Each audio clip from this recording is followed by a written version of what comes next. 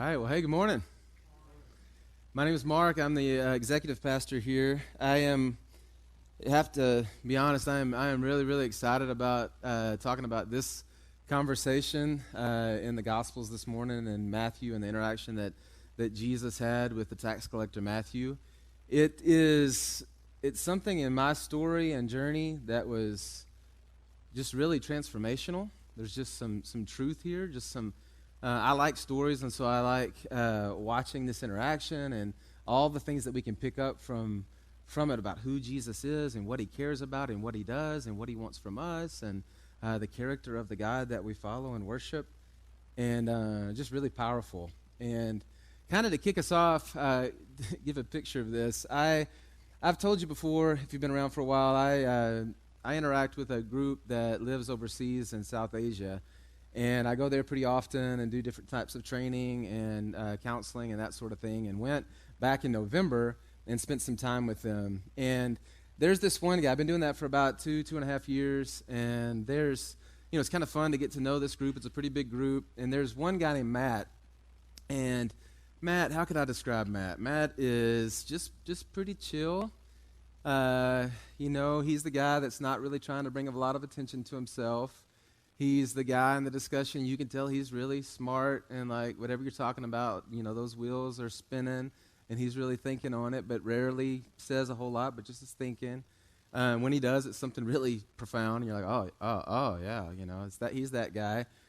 He's the tech guy, so whenever we're having some kind of presentation, he's the one running the computer and the one you ask those questions to. And so everybody has kind of had Matt in that box.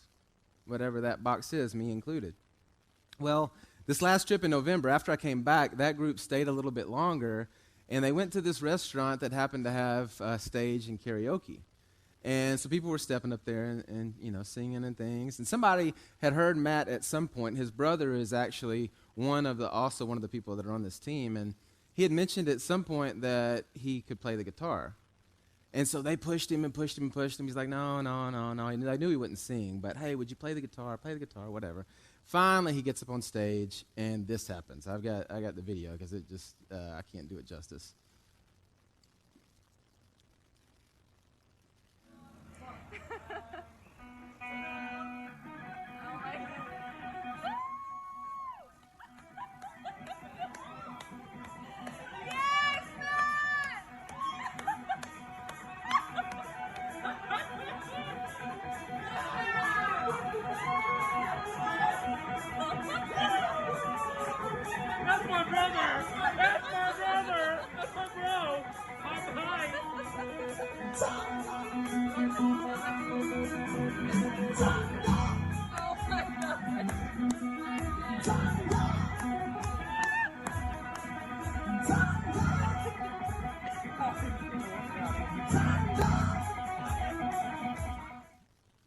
Oh, man, the whole group just came unglued. I don't know what I like best. I don't know if I like the brother in the background going, "That's my bro," or the Thai guy trying to sing it, going, "Thunder, thunder." But since then, as I started to dig a little bit more, evidently this Matt guy is like a extreme sports junkie and is in this whole other box than what I had him in. And the reason I think that this conversation that we're going to look at today has been so big for me is that it's kind of that thing. Like I grew up maybe having Jesus in this one box and thinking about him in this one way and who he is and what he wants from me kind of over here. And then all of a sudden I just kind of stopped and realized that maybe he's doing something different and bigger, and maybe I missed it a little bit. So let's look at it today. I'm really praying that however that needs to meet you where you are, that would happen this morning. So it's Matthew chapter 9, beginning in verse 9, and I'll just read it. It's a short section, and then we'll kind of come back and break it down. So Matthew chapter 9, verse 9. As Jesus passed on from there, he saw a man called Matthew sitting at a tax booth, and he said to him, "Follow me." And he rose and he followed him, just immediately, like Charlie was looking at last week. And as Jesus reclined at table, in the house, behold, many tax collectors and sinners came and were reclining with Jesus and his disciples. And when the Pharisees saw this, they said to his disciples, "Why does your teacher eat with tax collectors and sinners?" But when he heard it, he said, "Those who are well have no need of a physician, but those who are sick. Go and learn what this means. I desire mercy, not sacrifice, for I came to call not the righteous, but the sinners." So here we have, Jesus is moving along, and it looks a lot like last week. He sees this tax collector sitting there, which, I mean, nobody likes the tax man, right? So that's multi-generational and cultural. But if you've read the Gospels much, you know that especially in this context, that these tax collectors took advantage of their position and were really shady characters. And like, if you were going to call somebody a bad name, that's the one you would choose, man, you tax collector. I mean, they just really look low on them. So tax collectors and sinners kind of go together. And Jesus walks by this tax collector's booth and looks at this guy, Matthew, and says, "Follow me." Now, immediately, it's astounding that Matthew gets him and follows him. But I think a lot of the times we miss how incredible it is that Jesus asked him to follow. You know, Charlie hit on this a little bit last week, and it's just really huge for me that we're looking at these fishermen last week, and Jesus comes up and says, "Come and follow me." This time, he's talking to a tax collector, and he says, "Come and follow me." I mean, Jesus has taken this position of a spiritual teacher and leader, a rabbi. And in this context, a rabbi would have a group of followers, of disciples, who would follow him in his way of interpreting the Torah, the laws. How do we obey? We've got all these laws. Now, what does it look like to really live out and obey them? And so these rabbis would call themselves together, kind of their team. And it was a bit of a draft pick. You know, they're going for the guys that have the pedigree, the guys who have the best ACT score, the kind of the cream of the crop, the guys who had memorized it the best already and growing up and kind of got it. And so normally a rabbi would go to the best of the best who deserved to be invited and that other rabbis would probably want as well. They weren't going to the docks, and they sure weren't going to the tax collector's booth to pick their team. And so one thing we definitely pick up from this is that Jesus stinks at picking friends. Evidently, he just doesn't know what the right kind of team to put together is because he's going to the wrong ones. Hey, doesn't it feel good to be wanted and invited to be a part of something? I mean, I don't know what it was like for you when you were little. I remember being in elementary school and some bully gave me the name Roly Poly because I was kind of plump. And there was definitely a season there where I wasn't the first one chosen to be on the team. And then as I got older, like graduating from high school, my hope and dream was to be a football coach. And there was another guy that played high school football with me, and he was just really, really, really good. And we were the only two that kind of thought we might play in college. He for sure was going to. Me, mainly, I wanted to be a coach. I mean, I wasn't going to go just walk on somewhere, but man, if somebody wanted me enough to throw some money my way, like $5, I was like, all right, I'm in. And so we put together our highlight films. His highlight film was really long with a lot of really good highlights. They struggled a little bit to pull a few together for me, but we sent those to all the same places. Well, Coach started getting calls back from those places because they all wanted to talk to this guy. And then they were like, yeah, Mark can come too. So which that worked good because I got out of school, most of my senior year. But anyway, we go on these recruiting trips, and they would call him back. And Coach would try to wine and dine him and talk to him and offer him the full ride and all the bells and whistles. And he'd walk back out and be like, what happened? Oh, I mean, they did this and this and this. Hey, Mark, you can come on back too. And I walk in. Well, son, we've reviewed your film. And, hey, if you want to come with Charlie and walk on, well, maybe, just maybe, you'll get to, travel with the team to games, So I just in fact, one of these places, the coach had come from another school and actually told me I should go to the other school, one of his competitors. That's how bad it was. Like, we want you to go play for our competitor. I actually did go on a recruiting trip to that place, and that's the one school that said, hey, we'll offer you a little bit to come and play here. We want you here. And you know how good it felt just to be wanted? I mean, you guys realize, and if you don't, man, let me be the voice of God to you this morning, that Jesus sought you out in all of your brokenness, and all of your dirt, and all of your darkness. He sought you out, and he chose you. He invited you to be a part of his team. He wanted you. This is our Jesus. Not because of your pedigree, not because you had all your things together, but because this is who he is. He goes to those people. He is horrible at picking a team. He seems to purposely be choosing the least desirable. Why would he do such a thing? I got a couple ideas. I mean, one, it just shows off his power, right? If he can do something in me, he must be incredible. Now, if I had the pedigree, I might or you might choose, somebody might choose to say, oh, they could do it on their own power.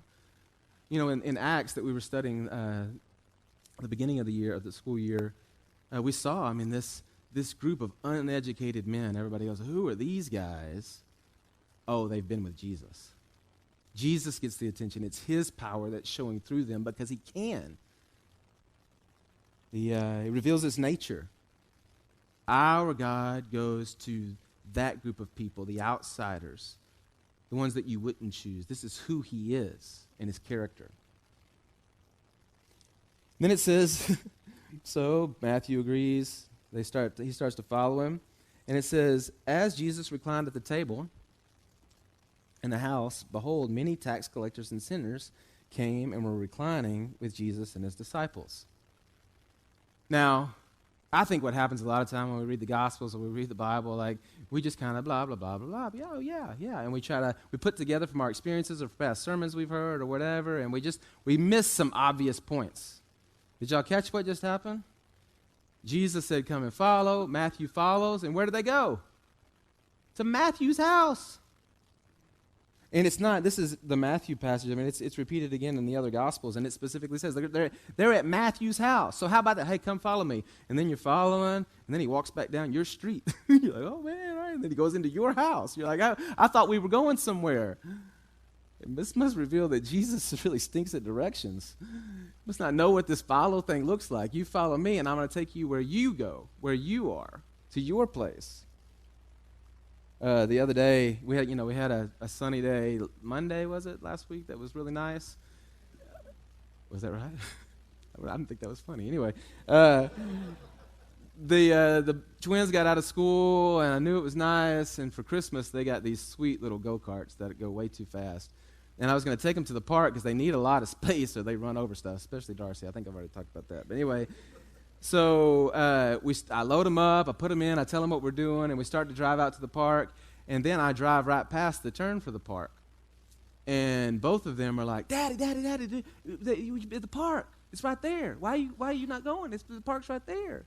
And I kept on going, and they just started to be like, where are we going? The park's back there, because they were excited about it.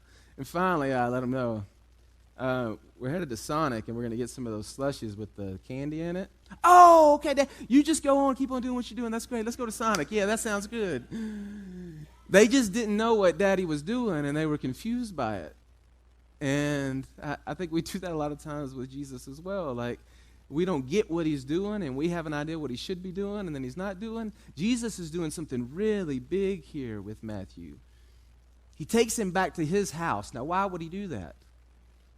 Well, Matthew must have friends in low places, right? So instead of trying to go out and find somebody else to help, why not follow Matthew back to his existing relationships and lean on the influence that he already has there? And you don't get the picture that he's up on the table like preaching at the crowd. It says he's reclining with them, and they're reclining with him. Sounds like they're at a party, hanging out, having a good time at Matthew's house. And Jesus is with Matthew in those relationships that he had and the influence that he has. And those people also, they know Matthew well enough that they get to witness the life change. All right, this guy was like that yesterday. Now he's encountered this Jesus, And now we can start to watch this thing happen in his life where he used to look like this, but now he's starting to look like this. He's starting to care about things he didn't care about before and not care as much about the things he used to care for. And this thing has happened because they knew him before. And now they get to watch the change. So Jesus didn't pluck him out and go somewhere else. He went back to his house. Then it says the Pharisees, the kind of the religious leaders, they don't like this. And they say to his disciples, "Why does your teacher eat with tax collectors and sinners?" Evidently, Jesus stinks at caring what people think, because he didn't try to avoid this conflict. He knew what they were going to say and what they were going to think about what he was doing. But you know what? He almost welcomed it. I also love the fact that they say it to his disciples, and either they said it loud enough and were trying to make sure that he heard it, but I kind of doubt that. I think they were probably having a side conversation with his disciples, and here we got Jesus in his Jesus way. He knows what they said, and so he calls them out here in a second. But what do they say? "Why does your teacher eat with tax collectors and sinners?" Kind of their philosophy was, we don't rub shoulders with those people. We separate ourselves from those people. We're not like those people. If we rub up too close to them, it might get off, might rub off on us. And we don't want to get dirty. So we're going to keep as far a distance as we can from those people. And here Jesus is in the middle of those people with the friends in the low place. A little bit later on in Matthew chapter 11, it's repeated in Luke, so I've got the Luke passage here. Jesus talks about this because he's trying to, this challenge that the Pharisees are giving to him. And he says, "Hey, John the Baptist has come eating no bread and drinking no wine, and you say he has a demon." So John did that. John separated from and did this thing like you're talking about, and you said he had a demon. The Son of Man, Jesus, has come eating and drinking, and you say, "Look at him, he's a glutton and a drunkard, a friend of tax collectors and sinners." So basically, you guys aren't going to be happy no matter what we do. If we separate, you're going to be mad. If I engage with them, if we try to not be a part of this group, but if we become a part of it, then you're upset at that. And he says, "Wisdom is justified by her children," which I think is just a really cool line. Which I think my best interpretation of it is, time will tell what truth is. Time will tell. When our family lived overseas for a little bit, we really wanted to be a part of the culture as much as we could. We were in a very different place than the place that we had come from, but we were there for a purpose, and we wanted to know the people and the reason they did things the way that they did it. And I'm telling you, in India, there are some really weird things that people do. But one thing I love about it is the deeper and more I've been around, I'm like, oh, well, that makes sense. Oh, well, okay. Actually, some things that makes more sense than carpet's a great example, man. They don't use a lot of carpet. And I never really thought about it because I've always liked carpet. But then I'm having a conversation with somebody, and I'm like, "Man, there's carpet nowhere." And they're like, "Yeah. How nasty is carpet?" And they go on a tangent about how the filth and the stuff that's in our carpet. And now I'm like, "Man, I don't like carpet anymore." If I go to a hotel and it's got carpet, I'm like, I don't know what's in that carpet, So there's some beautiful things about different cultures, and it was awesome to engage it, but other people that were also there from the U.S. didn't think that same way. And so there were some guys from the South that were riding around on the back of their scooters with BB guns, shooting monkeys. You weren't really supposed to wear short pants, like shorts, because men just didn't do that. And they were wearing their shorts and their hats with their,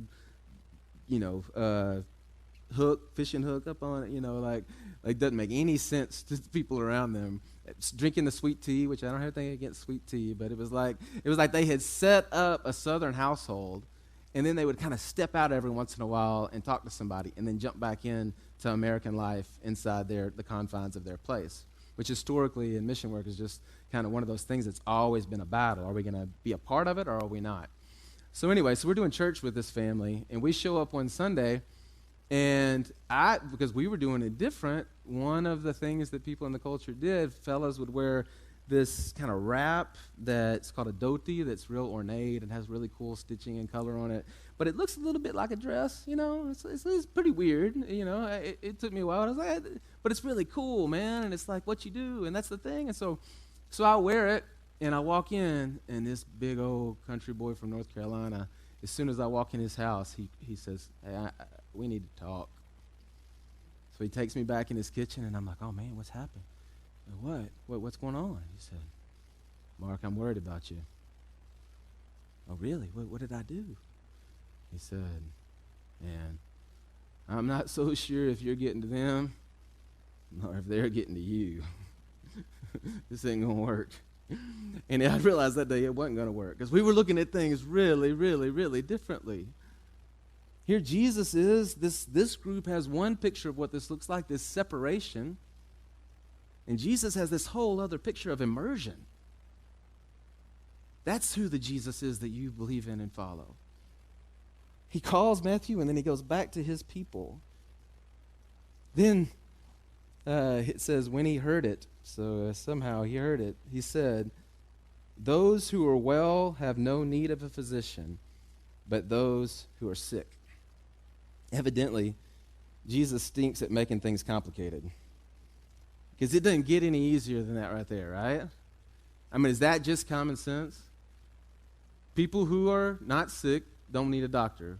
People who are sick need a doctor. You want the quickest recipe for bankruptcy? Go spend all your money and get a medical degree and then move to a town that doesn't have any sick people. Or at least nobody thinks they're sick and won't go to the doctor because you won't have any patients. If you've got something, if you've got a cure to a disease, you take it to the place where people need it. This thing that's going on right now in China, if I had the cure, what should I do?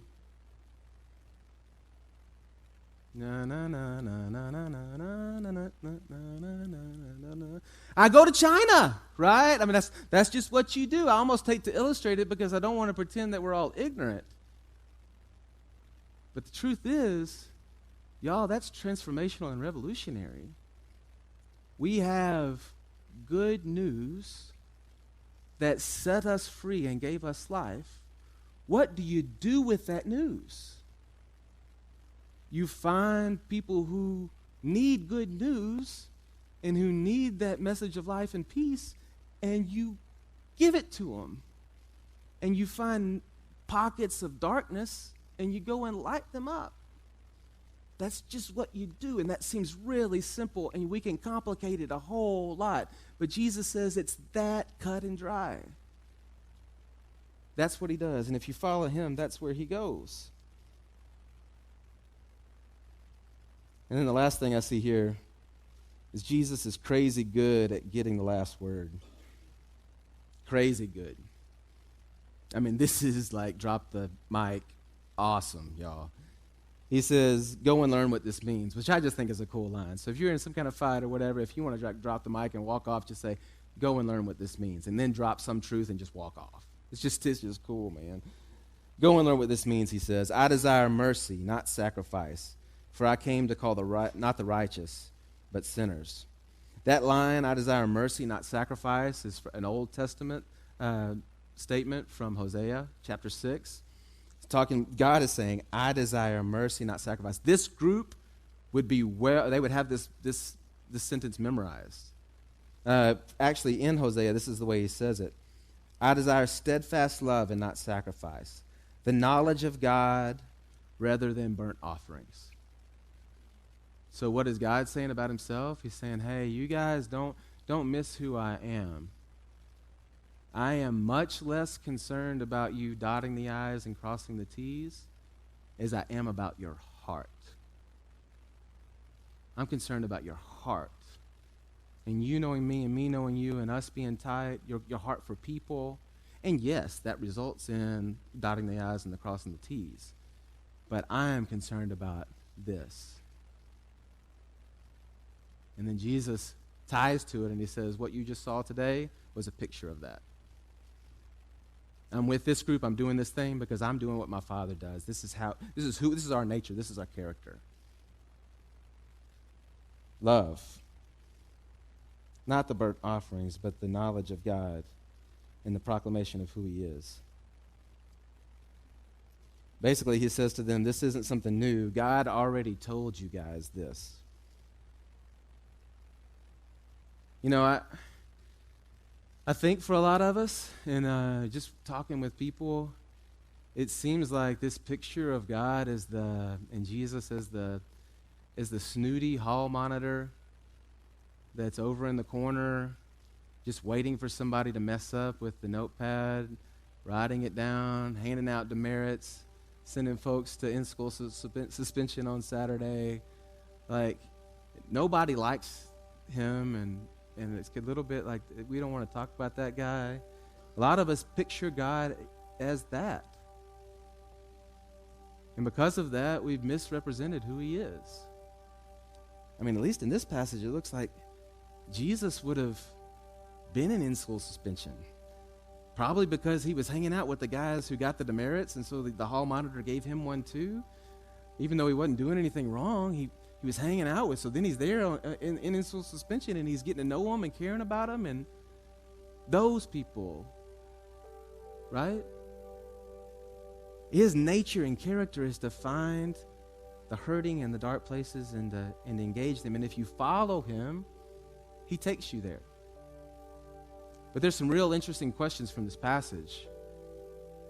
Because if you follow him and he went back to your circles, would your circles be places of darkness that he could light up? If not, if you look around you and you're like, man, all I know are people who know and follow Jesus, and there's not really anybody in my circles, then what Jesus would do is take you to go find a dark place to light up, a place that needs help, a place that's sick. Something else about this sickness and need. You know, Matthew comes on the scene in Matthew chapter 5, and he starts out the Beatitudes by saying, blessed are the poor in spirit, for theirs is the kingdom of God.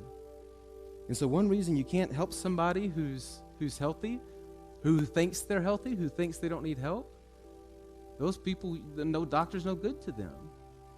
And so recognizing that we are sick, that we are poor in spirit, that we are spiritually bankrupt, and that Jesus is the one that stepped into our life and that is brought life and hope to us, gives us the opportunity to then have a message to take to someone else.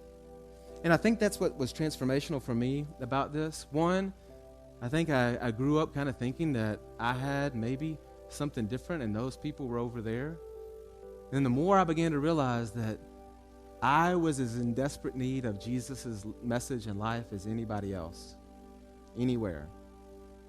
And so what I got from him and the life that he's given and the way he impacted and changed my story is good news. And I can't wait to pass it on to somebody else. What about you? This statement, go and learn what it means. For you in your world right now, in your circle of friendships, what does it mean?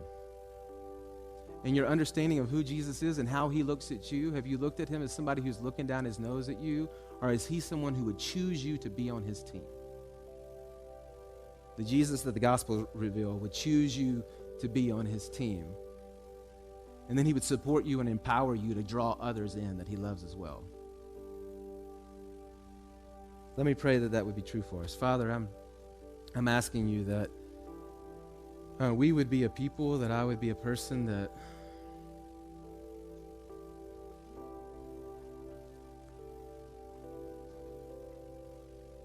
would really understand how much you love and care. Because we're real quick to draw barriers and to look down our nose. The lot of us, we've got sin and disobedience all over the place. It's rampant. And some of those sins we see as worse than ours. And then somebody else looks at us and they see ours as worse than theirs. And some are socially acceptable and some aren't. But the truth is, the lot of us are broken. We're in desperate need of you. So I'm so thankful that you sought us out and bought us and gave us life. And I'm asking you that you would give us that humility and that desire to take that message and that love and to spread it everywhere so that you could show off your power and your greatness and your love. We ask it for your name's sake. Amen.